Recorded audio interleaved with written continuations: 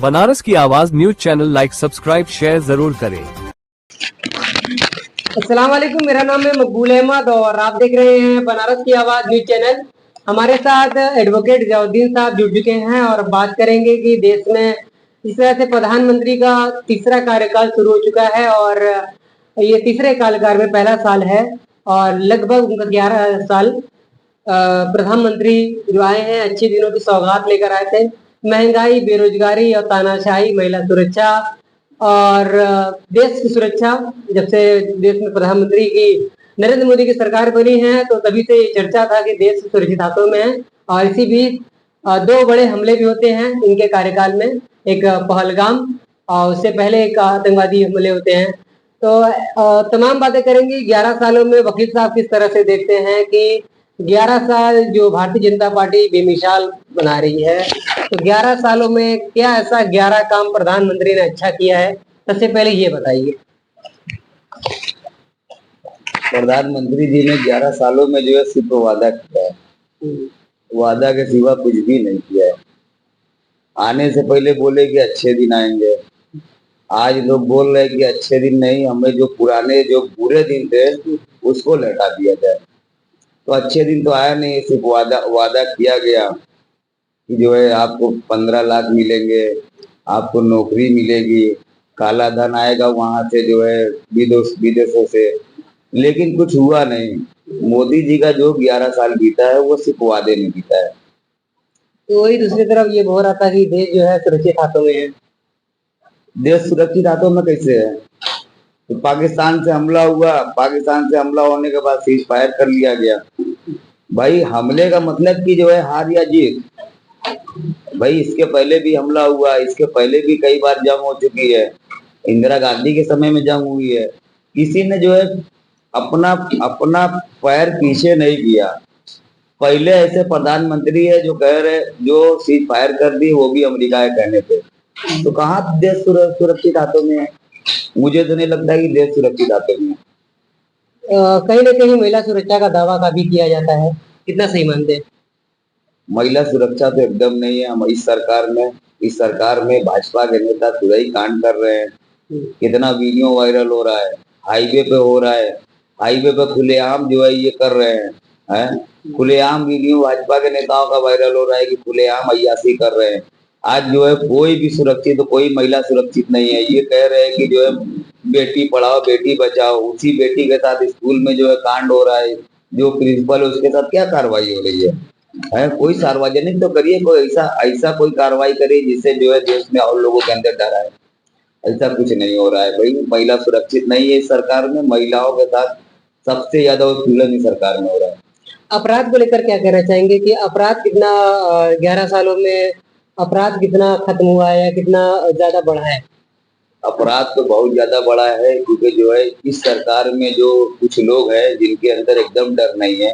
पहले की सरकारों में ऐसा था कि जो है डर थी कि हमारे खिलाफ मुकदमा हो जाएगा, हमारे खिलाफ ये हो जाएगा, हम जेल चले जाएंगे। इस सरकार में ऐसा कुछ नहीं है।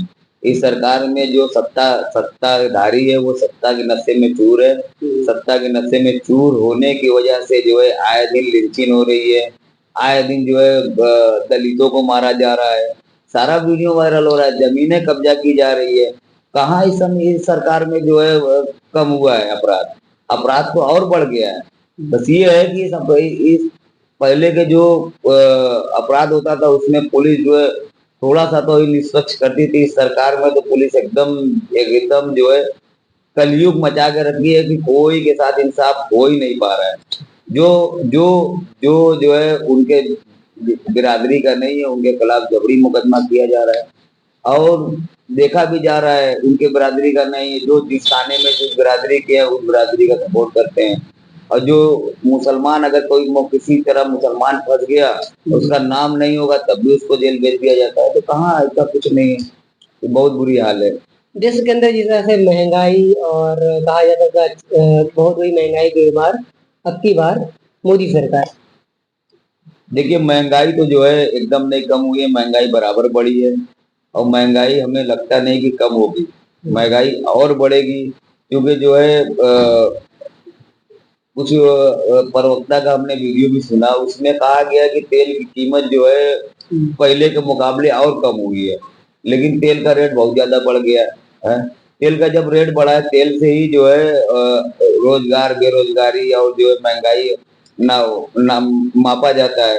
तो तेल तेल तो जो है इतना महंगा कर दिया गया है कि जो है लोग जो है बहुत तरसते उससे, और उसी से जो है महंगाई भी बढ़ रही है। हाल ही में जिस तरह से अहमदाबाद में जो घटना घटी है, उसके लेकर क्या कहना चाहेंगे कि इसमें कौन दोषी है? इसमें तो जो है उसके लिए पहली बात की जो है बहुत दुख की बात है, उसमें मैं किसी को दोषी नहीं कह सकता। इस देश में जो है बहुत कुछ हो रहा है ऐसा, भाई ऊपर वाले की भी तो मार पड़ती है, हैं? अब बहुत कुछ इसमें कहने लायक नहीं है। अगर कुछ कहा जाएगा तो कुछ लोग आस्था को ठेस पहुंच सकती है। तो कहने का मतलब ये है कि देश में जब कहीं भी जो है वो कहीं भी जो है घटना जो है निर्दोष के साथ होगी तो उसकी एक हाय लगती है। हमारे समाज में कहते हैं कि उसकी हाय लगेगी, गरीबों की हाय लगेगी, उसकी हाय लगेगी। तो बहुत सी माएँ जो है निर्दोष बच्चों को जो है खोने के बाद रो रही हैं, बिलख रही हैं, तो कहीं ना कहीं उसकी हाय तो लगना है। बहरहाल इसमें जो है बहुत दुख की बात है कि ऐसा जो है इतने लोग मर गए, उनके भाई उसके लिए दुख जाहिर करते हैं। बाकी जो है इसमें कोई भी कमेंट नहीं कर सकते। 11 साल में प्रधानमंत्री के संसदीय क्षेत्र में जिस तरह से प्रधानमंत्री ने कहा था कि ये हम पर्यटक स्थल बनाएंगे और यहाँ लोग आएंगे तो बनारसी साड़ी खरीदेंगे, तो क्या 11 सालों में बनारसी साड़ी की डिमांड बढ़ गई बहुत ज्यादा? देखिए, जब तक मोदी जी प्रधानमंत्री हैं तब तक किसी भी स्टेट का कोई भी कारोबार जो है चलेगा नहीं, क्योंकि सारा काम गुजराती करते हैं।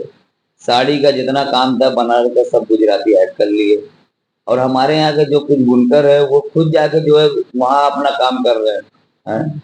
हमारे यहाँ जो एक प्रथा थी कि जो है अपने हाथ से डिजाइन बनवाते थे और उसको चलवाते थे। अब क्या है कि जो हमारे बनारस के नक्शे बन रहे, पत्ता खोदने वाले खुदे चले गए। हमारे यहाँ की जो आइडियाज थी वो खुद वहां पे जो है हमारे लोग जाके उनको बता रहे कि ऐसे ना ऐसे करिए। तो बनारस के लोग जब पहुंच गए, बनारस वाले क्या कर रहे हैं कि सूरत की साड़ी ला के बनारस के नाम पे बेच रहे हैं। यहाँ की क्वालिटी का कोई मतलब ही नहीं रह गया है। तो जाहिर सी बात है भाई, यहाँ का बिजनेस डाउन होना है। तो 11 साल में बनारस के अंदर जो गुजराती कब्जा हो गया है देखा जाए, इसलिए 11 साल में यही सौगात जो है बनारस की जनता को मिली है। 11 देखिए, मोदी जी के होने से गुजरातियों को बहुत फायदा हुआ है। 11 साल जो है गुजराती जितना मजा लिए हैं कोई मजा नहीं लिया। सारे बड़े उद्योगपति भी गुजराती है, सारी चीजें गुजराती। आप देख लीजिए जो है इतना जो स्टेडियम बन रहा है राजा तालाब, वहां पे जो है काफी गुजराती जमीन खरीदे हैं। भाई उनको यहाँ पे जमीन खरीदने की क्या आवश्यकता है, लेकिन वो पूरे हिंदुस्तान में कहीं ना कहीं बिजनेस बिजनेस पर्पस से लेके हर जगह जो है कब्जा करना चाहते हैं कि हर स्टेट में हमारा बिजनेस हो। तो कहीं ना कहीं जो है गुजराती हर जगह जो है छा गए। यहाँ पे जो है जमीनें खोज रहे हैं बनारस में, कहीं भी जो है अगर 5 हिस्सा जमीन है। हमारे एक है बाबू साहब है, वो तो कहते रहते हैं कि बनारस में कोई भी जमीन हो बताइए, उसको गुजराती को बिकवाना है। गुजराती बड़ी तेजी में बनारस में बस रहे हैं। तो कहीं ना कहीं गुजराती आने वाले समय में साड़ी के कारोबार को गुजराती पूरा कब्जा कर लेंगे, कुछ नहीं बचेगा। जिस तरह से 11 साल में लॉ एंड ऑर्डर को किस तरह देखते हैं? लॉ एंड ऑर्डर तो एकदम जो है इस समय बहुत निचली स्तर पे है। आजकल जो है ना, मुझे तो लगता है कि जो पुलिस वाले आ रहे हैं वो भी ट्रेनिंग करके नहीं आ रहे हैं, जो मजिस्ट्रेट आ रहे हैं उनको भी ट्रेनिंग नहीं हो रही। अभी हाल ही की बात बता रहे हैं, हम एक बेल दाखिल किए। एक है मुनसब थर्ड के जो है मजिस्ट्रेट साहब है कुलदीप सिंह यादव। वो लड़का 6 महीने से जेल में था। हमने दाखिल किया तो मंगा रहे थाने से कमेंट। जब मैंने कहा कि जो है उनसे कि जो है सरकार इसमें चार्जशीट लग चुकी है, इसमें क्या कमेंट मंगाएंगे, तो कहे अच्छा ठीक है क्रिमिनल हिस्ट्री मंगा लीजिए। ठीक है, क्रिमिनल हिस्ट्री जब आ रही है तो क्रिमिनल हिस्ट्री कुछ नहीं मिल रही है तो कह रहे हैं उसको सरेंडर कराइए। अब बताइए जेल में रहने वाला जो है कोई व्यक्ति कैसे सरेंडर कराएगा? तो मजिस्ट्रेट जो आ रहे हैं वो ट्रेनिंग करके नहीं आ रहे हैं। पहले के मजिस्ट्रेट बहुत अच्छे थे। 2018 का बैच सबसे अच्छा था, जो जानकार था, काफी उनको अच्छी नॉलेज थी। अब के जो मजिस्ट्रेट आ रहे हैं वो ट्रेनिंग करके नहीं आ रहे और ना पुलिस वाले ट्रेनिंग करके आ रहे हैं। अभी जितने पुलिस वाले आ रहे कह रहे कि हम हाई कोर्ट से एलएलबी के हाई कोर्ट में प्रैक्टिस करके आए हैं, उनको जानकारियां नहीं है कि जो है हमको क्या बोलते हैं प्रार्थना पत्र में जो है क्या कार्रवाई होना चाहिए। उनको तो पता ही नहीं है कि जो है अगर कोई फर्जी प्रार्थना पत्र दे रहा है तो उस पे क्या कार्रवाई करना चाहिए। भाई सब आपको पता होना चाहिए 83, 193, 94 में क्या कार्रवाई होती है। तो ये सब जो है सीखना चाहिए 182 में क्या कार्रवाई होती है। कुछ भी उनको पता नहीं है, बस आ जा रहे हैं थाने पे और जो है गुंडागर्दी एकदम कर रहे हैं। तो ये 11 साल में कहीं ना कहीं जो वकील अधिवक्ता समाज है, तो कहीं ना कहीं इसमें भी कुछ आगे नहीं बढ़े हैं। देखिए अधिवक्ता अब जो है नेता हो गए हैं, ठीक है। अब अधिवक्ता सब पार्टी के नेता हो गए हैं। अधिवक्ता जो अच्छे अधिवक्ता है वो किसी पार्टी में इन्वॉल्व नहीं है, और जो अधिवक्ता कचहरी में आज जो है कहीं ना कहीं लोगों के बीच में रह रहे हैं, तो वो किसी ना किसी पार्टी से जुड़े हैं। कोई समाजवादी पार्टी का, कोई बीजेपी का, कोई कांग्रेस का है। तो कचहरी में भी राजनीति अच्छे से घुस चुकी है, और अब जो है जितने वकील है ज्यादातर 80% वकील हम बता दें कि राजनीति करने लगे हैं। तो 11 साल में कुछ देखा जाए तो कुछ खास अच्छा काम नहीं दिखा। अच्छा काम हुआ क्यों नहीं? अच्छा काम यही हुआ है कि जो है जो मंदिर का मुद्दा था वो खत्म कर दिया गया, और तो लेकिन बहुत ज्यादा अच्छा काम हमें नहीं दिख रहा कि कुछ अच्छा काम हुआ है।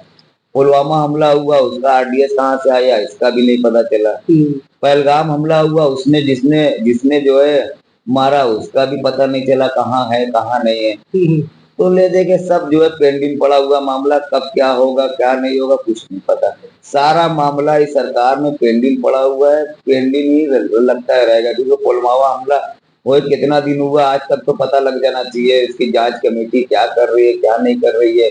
भाई किसी के पास पैसा है इसकी सीबीआई लग जा रही है, और जो मामला हो रहा है तो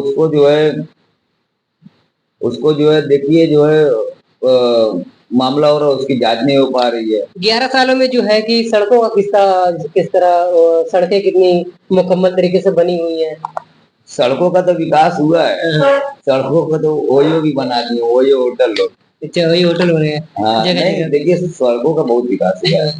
रोड जो है बहुत अच्छी अच्छी बन गई है, इसमें कोई दो राय नहीं है, लेकिन उसका फायदा भाजपा वाले उठा भी रहे हैं। उसको होटल समझ लिए हैं, इतना अच्छा बना दिया मोदी जी। अच्छा रोडे तो चोरी हो जा रहे हैं। ठीक है, बहुत अच्छा लगा बात करके। हम बात कर रहे थे एडवोकेट जयाउद्दीन साहब से। अगले अपने अपडेट में बनारस की आवाज न्यूज चैनल पर नए हैं तो चैनल को लाइक कर सब्सक्राइब करें और दोस्तों को शेयर करें, और कमेंट करके आप अपनी राय रख सकते हैं कि 11 साल बेमिसाल प्रधानमंत्री जी के आप किस तरह देखते हैं। मिलते हैं अगली अपडेट में।